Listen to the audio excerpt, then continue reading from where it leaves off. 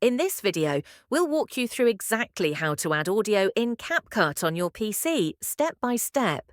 If you find this tutorial helpful, please consider hitting that subscribe button and giving the video a like. It really helps the channel grow. There are a few different ways to add audio in CapCut, and we'll cover all of them. First method, the easiest one.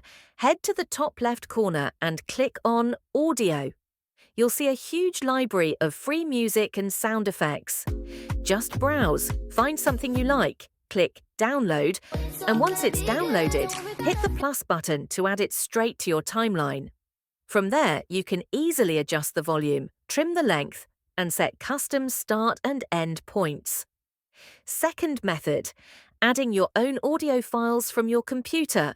Go back to Media in the top left, then either drag and drop your audio file directly into the Media panel or click Import and select it manually.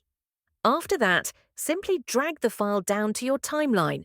Just like before, you can adjust the volume, trim it, fade it in or out, and fine-tune everything you need.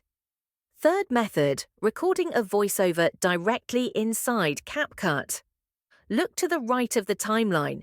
You'll see a microphone icon, click it, choose your microphone from the list, and hit the red record button. When you're done, press stop. The voiceover will instantly appear on your timeline, ready for you to edit, move, or adjust the volume exactly like any other audio clip. And that's it. 3 simple ways to add audio in CapCut on PC. If this guide helped you, don't forget to drop a like, subscribe for more CapCut tips and tricks, and I'll see you in the next one.